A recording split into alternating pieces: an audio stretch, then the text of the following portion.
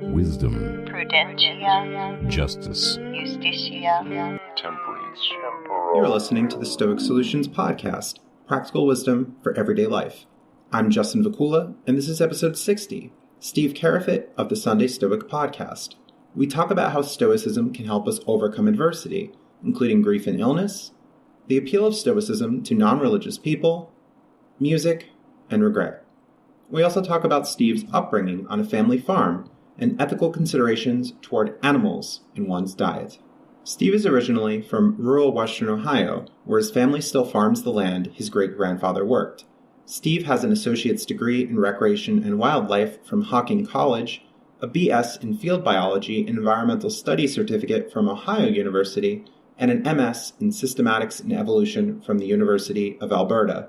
He is currently a lecturer in the biology department at the University of Central Arkansas and uploads episodes of the Sunday Stoic Podcast. Visit my website at stoicsolutionspodcast.com, where you can connect with me on social media, find past episodes on many podcast platforms, and join my Discord chat server for interactive discussion. Support my work by becoming a donor through Patreon or PayPal to access special rewards, including the ability to have upcoming guests answer your questions, custom podcast episodes, and personalized one-on-one discussions. Share, comment, like, subscribe, and leave reviews to help support my efforts. Email me with your thoughts, justinvakula@gmail.com. On to today's discussion.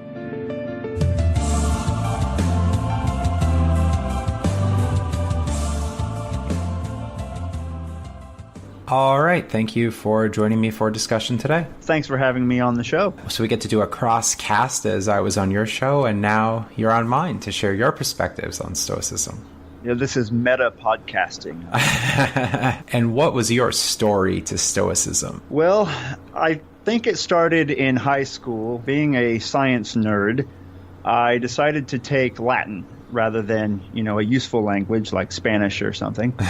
I really loved not so much the grammar and the Latin, but I really liked it when we'd pause and learn about history and mythology. And we learned a lot of really great stories in the Latin course that have actually cropped up when reading Seneca, for example. He'll talk about some character and how they relate to Stoicism, and I'll go, oh yeah, I remember that. That's actually cropped up, which has been handy. But I've always kind of liked the Greco-Roman kind of Hellenistic world, and it started perhaps with my Latin class. About 3 years ago, I just felt like I needed a little more in my life, I guess you could say, some compass to help guide me in a direction that I wanted to go. And I started with a book called Mindfulness, an 8-week plan for finding peace in a frantic world. Oh.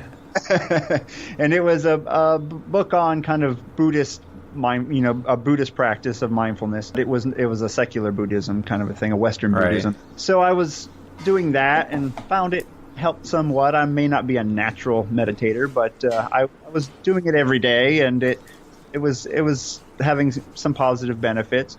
And at the same time, I also was enjoying more intellectual pursuits like watching TED Talks and learning about how the self works, how to be happy, as well as advancements in science and things like that. So I kind of dubbed my sort of self-improvement program Self-Improvement Sunday. On Sunday, I would watch some TED Talks and maybe read a little more and reread the meditation book, something like that, as a way to kind of ground myself, kind of get ready for the week. Shortly thereafter, then they opened a new bookstore in the town where I live called Books A Million. Bam. We don't have a Barnes & Noble, but we have a Books A Million. I was browsing around. My wife was looking at children's books while I looked at I went over to the philosophy section to see if they had any Christopher Hitchens, I think. And I was really curious to see if a bookstore in Arkansas would carry, Hitchens or Dawkins. And while I was over there, I saw this book called The Meditations by this guy named Marcus Aurelius. And I knew just the name. Just some guy. Yes, some dude. I knew the name, I think, from Latin class as well as from Gladiator.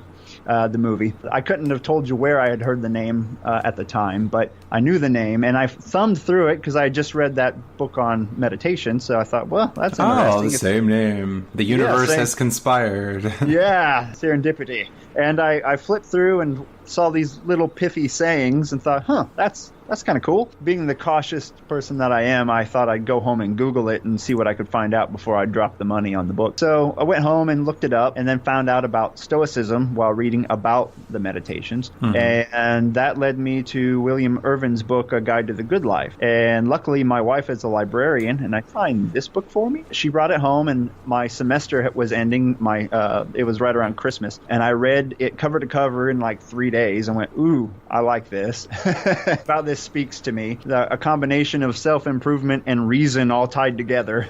And then I read the meditations over my Christmas break, then followed that up with the Enchiridion. And then right about then it was January, and my 6-month-old son had to have surgery. First of all, I was already finding some benefits to the philosophy. I was thinking, one of the more morbid, at least if you don't fully understand it, sayings by Epictetus, I looked at my son and thought, you are mortal. The surgery's coming up. You are mortal. I'm going to absorb every minute that I can with you. Yeah, live in that moment. It was an outpatient surgery. It was not a major surgery, but they still had to knock him out with anesthesia, and, that can go wrong. So I was nervous. I followed Epictetus's advice, and then during the surgery, I sat with my wife in the waiting room, and she had a book, and that's when I started to read Musonius Rufus and found a lot of helpful things in there as well while he was undergoing the surgery. So I was eating all these different original texts up time, and then shortly thereafter I picked up Massimo's book and Donald Robertson's book. Also took some of his courses online on Stoic resilience and things, and putting all this together and then started podcasting. All right, and you settled on Stoicism after a journey of self-development or otherwise. That's your primary focus now, or your primary inspiration for a philosophy of life? Absolutely. When I was younger, it was Catholicism that provided that for me. But after studying a lot of evolution and things like that, I was seeking answers in a more secular fashion. Good, and you mentioned that you'd come from atheist and skeptic circles, reading the works of Christopher Hitchens, and I see that many people from those circles come to Stoicism. Do you have any insights on that? While they do talk about the universe being reasonable, full of reason, and God and Zeus and so on and so forth, they also talk a lot about human reason. Maybe we have to update some of their views of how the universe works to fit with our modern knowledge. But overall, there's a lot of good things to be said when you compare modern secularism to what the Stoics have to say. Right. We can take the parts of Stoicism mainly on ethics, right, and how to live a good life, but not necessarily go with a lot of their metaphysical assumptions. I think there's a beautiful elegance to their view of how the cosmos functioned. I just don't think there's evidence. Or at least the order and structure in the universe, as they would perhaps call that God in a more pantheistic sense, or as Spinoza had thought of God. There are different interpretations that people make of the works, although there are specific things about Zeus, yes, and talks about prayer, and that's something that you had mentioned, praying like a Stoic. Can you talk about that? Yeah, I did an episode recently on praying like a Stoic, which I think you can sum it up by just saying, help me to help myself, would be the Stoic way to pray.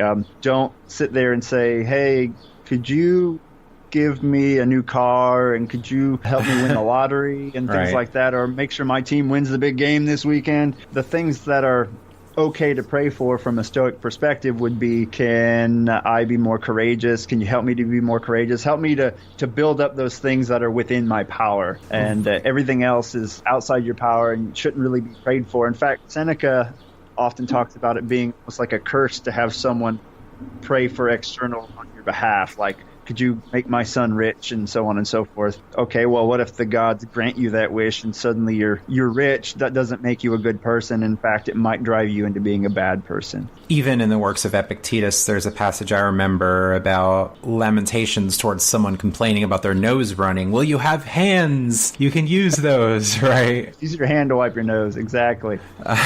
in the hymn to Zeus, which is in the Enchiridion, I think it stems from, the second Stoic after Zeno, the second or third Stoic after Zeno. Chrysippus? Perhaps Chrysippus. I don't know. I'm sure someone can email and correct me there. There was this prayer, I guess, that he came up with. It's there to remind you that, oh, Zeus, let me do your will, because if I don't, I'll have to do it anyway, and I'll just be drug along willingly because I'm going to do it one way or another. I think that ties into that Stoic cart. Are you familiar with the dog tied to the cart? analogy. Sure. I think it's wrapped up in that imagery. The cart's going where it's going, and you're a dog tied to the cart. You might as well trot along behind it, because if you don't keep up, you'll just be drugged behind it. And Right. So to make the best of the situation is, if you're going to struggle, if you're going to complain, that's not going to be the best way to go about things. And in your case, even when you had kin in the hospital, as you mentioned, you drew upon resources from Stoicism, a different kind of mindset, rather than resorting to prayer or falling into a deep grief. Absolutely. Absolutely. It's just, this is the way it is. There's no way around it. This is happening. How do we make the best of the current situation? And if something should go wrong, I want to know that I did the best that I could with what I had before that happened. Right, that's what's in our control. And we can still have that grief, we can still have that worry, but not to excess, right? We get this mischaracterization of Stoicism as being a resignation or be emotionless, but we can recognize those thoughts, those feelings, and work with them. I know I read this somewhere, and I can't cite it, unfortunately, but the proto-passions will flare up like grief, but you don't want it to grow into a years and years long depression, grief that's out of control. You know, you'll have those sparks of grief or maybe even anger, which is one that they're really worried about, but you can talk yourself out of that one hopefully pretty quickly. But when it comes to grief, it's only human to mourn those that you were close to. The Stoics don't advocate that we become less human. They advocate that we become as human as possible, if you will. Do that, we apply reason to the situation, and it's not reasonable to grieve forever. It's your introduction to the podcast, Prudentia. Right? If I'm saying that right, we'll have to go back to that Latin class.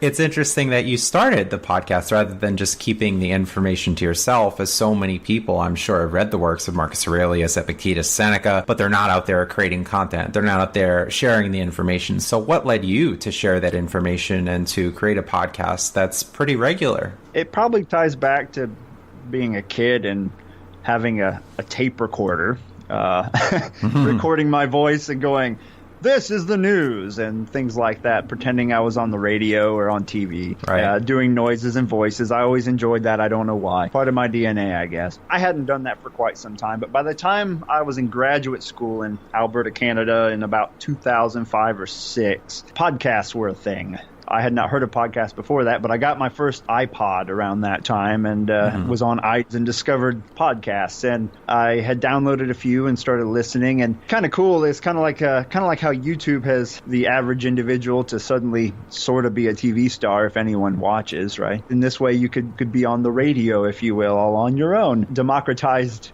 entertainment, if you will. YouTube killed the radio star. That's right. A little bit homesick, I guess, for family farm and my brother, because we had an unexpected loss in the family, and suddenly my dad and brother had to maintain and farm the family farm and take care of grandma and all, complex family stuff. And I was there helping a little bit. I was never quite the hands-on farmer my brother and dad are, but I would help. Felt kind of bad being away, and I kind of missed some aspects of that. And I started a podcast all about the family farm called the Carafit Farms Podcast. And I would interview, my brother would come on once in a while and talk about what was going on the farm. And I'd talk growing up on the farm. And once again, it didn't have just a whole lot of downloads, but it was funny. Even like with my podcast, I don't setting the world on fire for downloads, but those people who do download and contact me, there's some sort of connection there, right? It means something. It might be a small subset of humanity, but it means a lot to that who are listening. Great. So I had the same thing with this podcast, with that farm podcast. I had people who liked it. And I did that for a while and kind of gave it up when I moved back to the U.S. after grad school. And now I teach for a living. And then I discovered Stoicism, and I thought, well, I do like teaching, and the Stoicism thing seems really interesting, but I am not by any means a philosopher or an expert in Stoicism, but I know from teaching that the best way to learn something is to teach it, because you have to keep on top of it. You immediately sound like you don't know what you're talking about if you don't know what you're talking about. So I thought, well, I'll start a podcast and see what happens. And to me, it's almost like the weekly journal or the daily journal a lot of Stoics do. I'm not great at keeping a daily journal, but I have been able to keep up with a weekly podcast, at least so far. Right. And I think that's a strength of Stoicism anyway, that it's accessible to the public. It's beneficial that people are seeking this content and benefiting from it, not that it's just some ivory tower academic exercise that sometimes philosophy gets a bad reputation for. Oh, yeah. I remember my environmental ethics course debating whether a tree had merit upon its own or because we place value upon it. And while that might be really important to understand in some circles, how do you use that to be a better person or to live on Earth? Stoicism has a practicality about it that is a little bit different than your modern, most of your modern academic philosophies, I think. And from humble beginnings farming now to Stoicism, and surely there are some lessons that you've learned on the farm that would resonate with those interested in Stoicism. Growing up on the farm was probably good training for Stoicism. Of course, I had no idea what Stoicism was when I was going through this process, but some of the things you have to understand very quickly as a farmer is that there are some things in your power and most of them are not. Just as Epictetus started his works, right? Absolutely. So you get on your tractor, and if it's a farm like ours, your tractor is older than the person sitting on it by a long shot. Hopefully it doesn't break down. If it does, you have to fix it. If you do successfully get your crop in the ground, like my brother finished putting soybeans in, I think yesterday or this morning. Now, if it doesn't rain, he's out of luck. Your crops won't grow. If it rains too much, you're out of luck. Your crops won't grow. If a new insect, pest, or disease moves into the area and wipes out your field, you're out of luck. You've lost your income unless you have some kind of crop insurance to help cover it up. It also helped me to learn to accept some discomfort and do hard work. Maybe that's why I'm not on the farm now, because I'm like, I'll just go be a teacher. You can bale hay. Bye. I will say it kind of spoiled me in a way. I'd still much rather stack hay in a hot haymow than go to the gym and lift weights in a gym, or be out in a field doing work or shoveling grain or whatever. It's a lot of work, but it's one of those things where if you don't do it, it doesn't get done. So you do it, and over time you develop a habit of working hard no matter what. We had to cut firewood and split firewood to keep warm in the winter. We would go out and like I said, throw hay in the mow, go feed the cows, so on and so forth. You're always busy doing something. It also teaches you a lot, even as a kid, about life and death, because it's a farm. It wasn't just beans, corn, and wheat, but we had cows, pigs, and chickens. Sometimes they all go on a truck and drive away, and a little while later you get packages of beef back, but a lot of times you did it yourself. That reality comes home very quickly on how this works when you're doing it yourself. But at the same time, we were a small family farm. You're taught that you treat the animals well, you care for them, you make sure they have what they need. Anyone's listened to my interview with Kai Whiting about the circles of concern. I even talked about making friends with a few on the farm over the years. A friend with a bull, for example, that neck scratched whenever I came over. Right. So it's that relationship, that understanding that you're part of a larger community rather than just being distant, right? And that's within Stoicism. There's this idea of cosmopolitanism, right? That here's the universe, all the people within it, all of these systems, and there's a certain interdependence. Absolutely. And that extends to the critters you're caring for and those that are wild around you as well, especially if you're following the modern Stoic view that Kai is putting forth. In my case, I said on my podcast I released earlier this week, I'm a crappy Stoic in that I am not a vegan or a vegetarian, although I have been eating more. Today I had rice and beans for lunch. I try to make it a point to cut back, but my family still raises cattle, and when you go home for Christmas, guess what you get for Christmas? A quarter of beef. Mm-hmm. So it's something you balance out. How do I want to live as stoically as possible? I might make Musonius Rufus a little upset, but I have to live with my own ethics and morals in that sense. So. Right. Even Seneca's text, he mentioned about not getting involved in the practice of butchery and bloodshed, and we can eat and live a healthy life without consumption of animal products, or at least reduce our impact. That might be a better way to go. You mentioned that on the farm, there wasn't all the chemicals being ingested, there wasn't the mass slaughter, more humane conditions, that's for sure. The pig, right? And the only time they were ever injected with antibiotics is if they were sick. So they were cared for as well as possible. Right. So that was kind of the ethic of the farm, was treat everything as well as possible. When it came to time to butcher something, it wasn't like, yeah, I'm going to kill a pig. There was always do you want to do it? Oh, I don't want to do it. We weren't callous individuals in this process. So there was a lot of humanity there, but it's like, this is why the pig is here. So there was a lot of that as well. So it's kind of an interesting dynamic. Right. So some questions, things that might give you pause, and we could look upon the ancient tradition of Stoicism to tackle some modern issues and see what insights the ancients had. We won't see Seneca authoring treatises on nuclear weapons, for instance, but right, there are these new challenges that might arise. We can use their thoughts to inform our modern thinking in many ways and examine our lives. Right? The Stoics call for us questioning that which we find valuable, questioning our habits, questioning society, questioning everything. Yeah, that's one thing I really like about Stoicism is deconstructing your own worldview and focusing on why it is you think this. So I personally think I should eat more plant matter, and I'm shifting that way. I haven't revolutionized my diet, but another reason for that is the book The Omnivore's Dilemma by Michael Pollan is a good read for anyone who's thinking about that. He says eat mostly plants. He doesn't say you have to be full-on vegetarian, but our diet should probably be mostly plant-based. And I, for one, am not a fan of factory farming. I've seen it. It happens around me back in Ohio, and unethical in terms of when you're raised to care for animals, and then you see someone with a barn with 1 million chickens in, they can't care for each of those chickens. Those chickens are just enough to them, and they never touch the grass, and I'm not going to go on a big rant about that. But from my perspective, since I've moved to Arkansas, I've raised chickens in my yard. I never ate any of them. I just had them lay eggs, and I use those. But I do enjoy being connected to my food as much as possible. I'm here with Steve from the Sunday Stoic podcast. We're talking about Stoicism, his efforts, his applications of Stoic philosophy. You have several episodes in your archive. If you were to have people listen to just one episode, 2 episodes, make an episode that would be released for the world to listen, what might be the key insights that you'd want people to understand about Stoicism? The key insights to Stoicism. One of the first things you should really focus on, or you should know, is the idea that we already mentioned, the idea that there are some things in your power and some things that are not. That's the one thing you hear uttered over and over and over again when we're talking about Stoicism. It is an incredibly vital part of Stoicism to really hear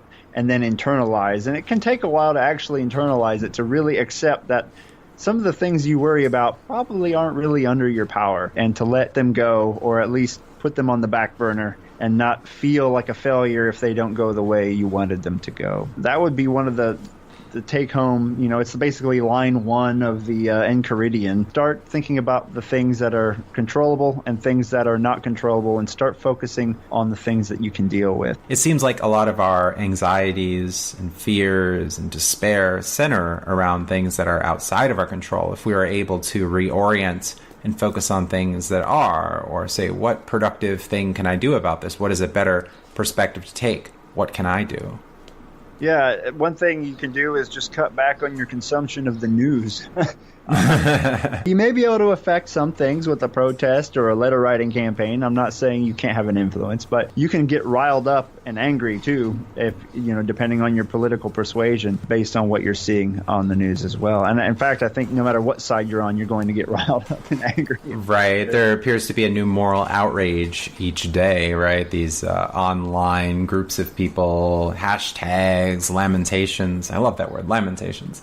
They just go on and on and on. If you're really looking for some reason to be upset, or this disaster happened in the world, this thing is going wrong, it could be very easy to be in that state. But what about all the positive things going on? We might happen to overlook that and overly focus on the negative. And if you want to have the most impact on your life right away, I think a good thing to focus on are the psychological aspects of Stoicism at first. So for me, Stoicism was not about trying to get ahead at work or building my own business empire or whatever. It was about trying to be contented and live a good life and be the best person that I could be. So the dichotomy of control comes into that contentment issue. It's pretty straightforward there. You're not going to be content if you're always chasing after things that you can't reach, or you're chasing after things that have no end. Like, I want to be rich. Oh, I'm pretty wealthy, but I want to be more rich. Ooh, now I want to be more rich. There's no end to that horizon. You sail closer and closer the horizon keeps getting further away. Right.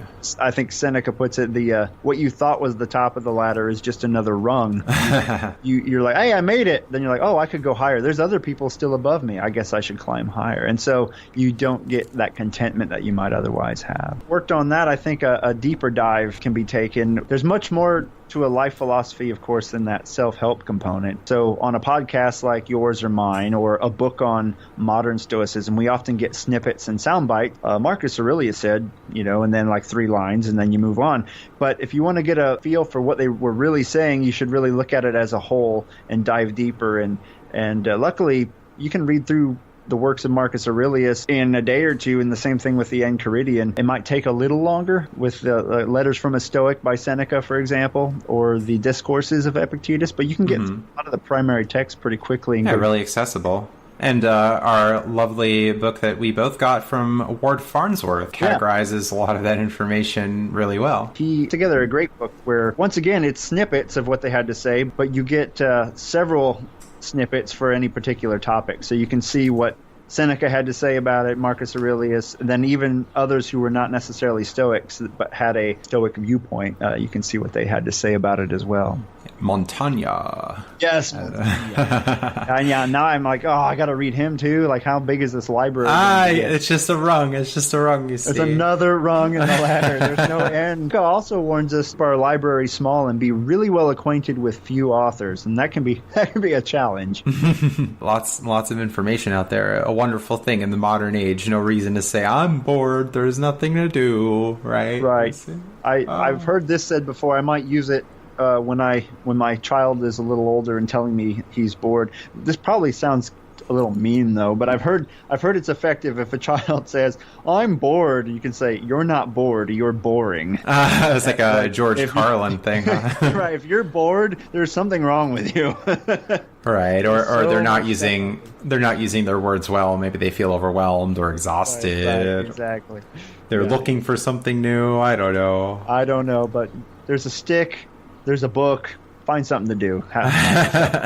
Maybe both at the same time. You could use the stick as a bookmark. Yeah. Hey, I've heard of bacon being found in books in libraries before. So. Oh wow! Yeah, you had a good point on this topic of desire. It's a common theme in Stoicism. What must be traded for what? If we're going to focus ourselves on working all these very long hours in a job we don't like, for all these things that we don't quite need, all these expenses in life, the fine dining, a lot of this lavishness that we could really trim the fat of in our lives. Maybe we could be more content and be in better shape, have more time for ourselves. Really admire some friends of the family that have now passed away, but they knew my great grandpa. This is how they were pretty old, and they were immigrants from Europe, or at least their parents were. Made it all the way into their 90s and seem to be pretty content and happy with each other's company, and that's kind of something I kind of envious of. Instead of being like, "Ooh, I need to get that new iPhone 20," and I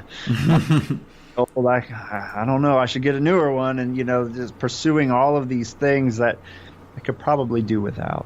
Right. We have this idea of happiness being these short-lived pleasures, no luxury lifestyle, but the Stoics offer a much different perspective on happiness. Of course, happiness from a Stoic perspective is not the primary goal, as we know. I'm sure your listeners know as well, but it's kind of a happy side effect. Happiness, from my view, as I've interpreted my readings of Stoicism, is that contented nature, knowing that you have applied reason to your life, you have everything you need, and your wants are few and they're all fulfilled, and that death doesn't really scare you that much. You're good to go, basically. You're not freaked out about the idea of dying, and you're not freaked out about the idea of losing everything you have. Even if you're rich, you're not worried about it. If you're poor, you might prefer to have a little more money, but you're doing the best you can with what you got and being as contented as possible. Good. Reduce desires, reorient, and live a happier, more content life. Oh, there's that word, happier, right? Live a more content life. The happy man is accepting, right? There's a sense of gratitude as well. Absolutely. Yeah, I agree. In fact, on our wall at home, this is going to be terrible. I can't even quote myself, but my wife and I got together and thought about what would be our own list of let's just say, call them virtues that we could hang on the wall rather than saying grace like I was raised to do in the Catholic sense. We could have a family motto, let's say, and it's may we be humble, curious, kind, and thankful. I have those a little out of whack, but that's essentially the gist of what we have on the wall. I don't have it memorized yet because our goal is when our son's growing up, we'll recite it every day, and I expect I'll internalize it at that point. Memory by repetition. Thankful, humble, curious, and kind. There it is. Thankful, humble, curious, and kind. And I think those relate to one or more of the Stoic virtues, which all of them, which are the Stoic virtues are big umbrellas that can hold a whole lot of other sub virtues, I think, within their grasp. And some people say, well, there's only 4 virtues. That's not enough. Well, okay, read Ben Franklin's book. Ben Franklin says he wasn't happy with a couple of virtues, so he broke them down into a whole giant list of we put it together as a family as a way just to remind ourselves of our own values of what we think we need to be happy. To each individual, it may be slightly different, but I think it's going to boil down to most of those 4 virtues. Being courageous is one that, or if you can substitute the word fortitude. And remember that you might think of it differently if you have fortitude. Maybe courage and fortitude seem to have different meanings in my mind slightly. Like if I'm putting up with something that's kind of a pain in the butt, but I'm willing to work through it, I would call that fortitude more than courage, perhaps. But that's a virtue, just being willing to work on something, even if it gets tough. And we have fortitude, we have justice, and that's one that has been coming up a lot. As we've already said with Kai, it's not just about justice in the courtroom, but it's about living well, helping someone cross the street, or making sure an entire nation is treating a particular group of people correctly, right? It's a giant umbrella for a lot of these virtues. And I think some views of the Stoicism would be, let's not worry about global issues. It's all practical things you can do in your own life in the sphere of those that you see every day. But I think it's a thing to consider how this could be expanded to the world at large. Right. It's more than just the focus on the self. There are many, many applications. And some applications might lie in even music, as you integrate music into your podcast and life through playing guitar. I make noise on stringed instruments, yes.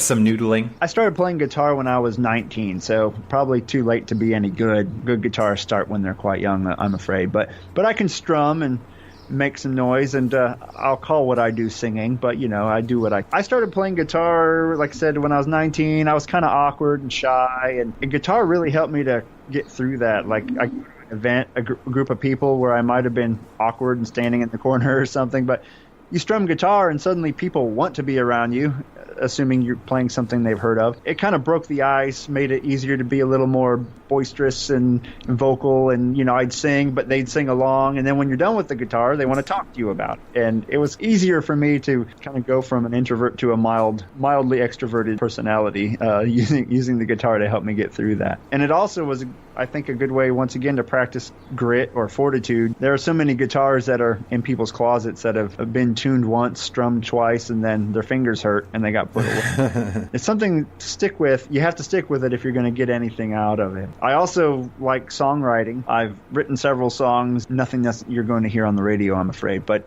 they are on SoundCloud if anyone's bored. I've done songwriting about a variety of things. I have a song about biology that has 30,000 downloads on YouTube. I do a Louis Armstrong impression. I bet you haven't had a Louis Armstrong impression on your podcast. Haven't had that. Like, I see trees of green as too. That sort of a thing. Great. And so I've written songs about biology. I've written a song about Stoicism that I performed on my podcast. That I wrote it, and it was more of a way for me to internalize, reword some things, and make them my own, and then put them in a way that I could remember them. I actually had several people email me, like from Australia, "Hey, can I get an MP3 of that song?" There was, of course, those are like, "Dude, your singing's awful." I was like, "Yeah, thank you." Some critics, of course. And music can be a great way to share a lot of Stoic wisdom, as I've integrated music in my podcast, mentioning lyrics, songs that I found to be pretty inspirational. Yeah, you post quite a bit about that. Now, your genre tends to be would you classify it as metal or hard rock? Yeah, that's right. It's mostly metal, progressive rock, and within metal, that has its genres or subgenres too. Death, doom, melodic death, right? Black. Yeah. A lot of combination of the themes. And within death metal, as you might expect, it's a lot of thoughts on the human condition, a lot of thoughts on grief, how to process that, how to deal with it, how to get through some difficult times, and how to have courage and fortitude. So my genre, I guess, is I grew up listening to classic rock, so a lot of Beatles and things like that, and rock from the 70s, and I was not into country, and I will still say I'm not into the country you hear on country radio. Mm-hmm. Playing guitar, I kept getting requests for Johnny Cash, and if you're learning to play guitar and you live anywhere where people know Johnny Cash, it's 3 chords, and a lot of people know the words, and they'll sing along. So I hear a lot of snippets of Stoic-esque wisdom in a lot of genres. It's hard to pick a song that's entirely Stoic off the top of my head, but you get little snippets. Like, you can't always get what you want by the Rolling Stones, right? Yeah. In the domain of folk, it's a band, Cellar Darling. They have an album, This Is the Sound. I've used their lyrics in several songs, and they've even noted inspiration from Seneca in their music. One of their songs, Hullabaloo, was titled Tears of a Stoic, was talking about a person they have here. Once a pillar in the ground, my ceaseless gaze endlessly the heavens wept, commence eternal flood. Sorrow, dread, and fear, what did they do to me? I was a statue, stone cold iron heart. They have bewitched me with love, hate, fear, tears, agony, and regret. So there's this moment of what happens. We've been going pretty well throughout life, and now how do we deal with that situation? Stoicism surely helps us identify those emotions and work through those struggles. Yeah, and having some of those ideas set to music, at least in my case, helps me to remember them. A song can get stuck in your head and help you to. It's kind of like those Stoic maxims that are handy to memorize. Having something like that set to music can help it to stick a little more thoroughly and be ready at hand when you need it. Right. That was a question that I received from a listener. What are some helpful Stoic mantras or mantras? Maybe those would be things that would be on your wall. I had the one, all is well with the commander.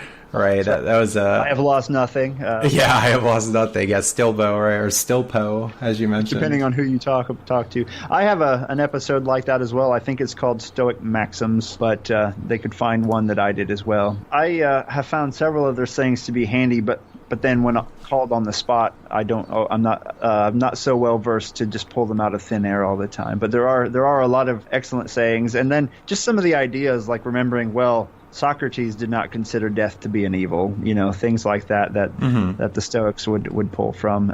I've been reading some of the last days of Socrates, some of the writings by Plato, to see what that's like, and I've almost finished that, but then I get bogged down with 12 other projects.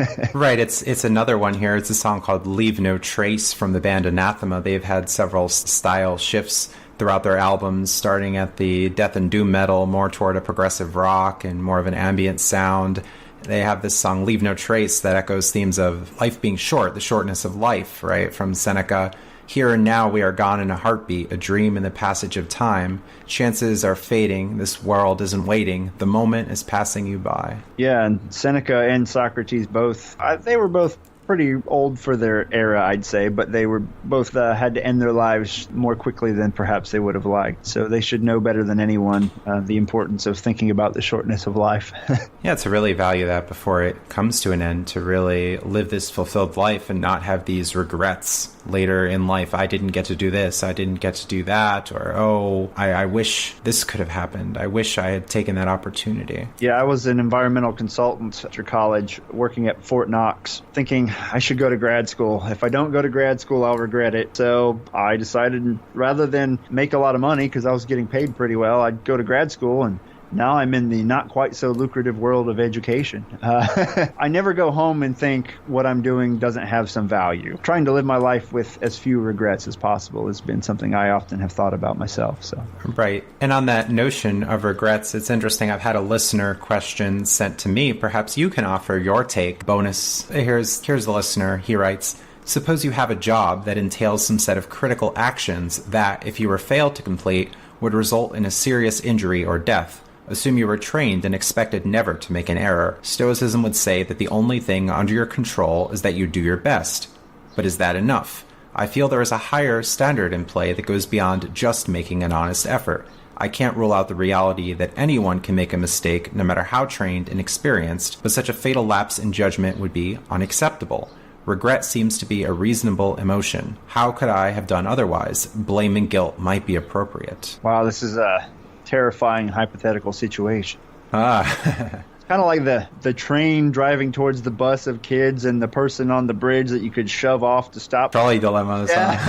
Well, what do you do? From a Stoic perspective, all you can do is all you can do. We already should know that to err is human. I think it's just to deny the way that nature functions. Expect a human being not to make a mistake is to deny the way that nature works. And it is difficult to separate what you can expect versus how you feel about it. So I could imagine someone saying, crap, the 1,000,000th time that I was supposed to hit the enter key on my keyboard, I didn't, and then the building blew up or whatever the situation is. Now I'm so sad it didn't work out, and it's my fault that everyone's dead or whatever the situation is. But I thought about this actually, like if someone puts you in that situation and says, you must do this or something terrible is going to happen. It's like, maybe I would just mess up the first time. Yeah, or just not participate in it, right? Right. What? It's an Aurelius quote, something about don't enter any contest which you can't experience success.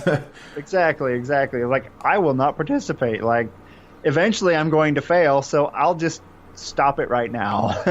Yeah, I was thinking of maybe one of these really high stakes positions would be, you're in a position involved with military intelligence and you have to make a decision, and then that decision ends up resulting in the deaths of civilians. Right. It goes to something like one of those terrible Saw movies or something where it's like repeatedly ad nauseum, and if you mess up, someone dies. It's like, yeah, well, guess what? Someone's going to die because I'm a human being and I'm going to mess this up. So luckily, I don't know if too many people find themselves in those situations. Now, in the case you mentioned, that may be more realistic in planning out an operation and trying to make sure that target is not a school or whatever. Right. At least you're 98% sure, and hopefully, you're not the building you're targeting is not the 2% chance that it's the wrong building. So consequences in life, and I guess, and there's not always a clean, clear answer to every question. And my rattling on about this one should bring that point home.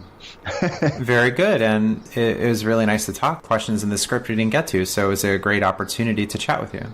Well, it was great to talk to you. I enjoy your podcast, and I don't get to listen to all the Stoic content providers, but I do listen in just to see what's going on. And I try not to listen to everyone too much because I don't want to accidentally think I had a great idea, then copy them or something. Well, thanks a lot. And for your time today, where can people find you? How can they contact you with questions?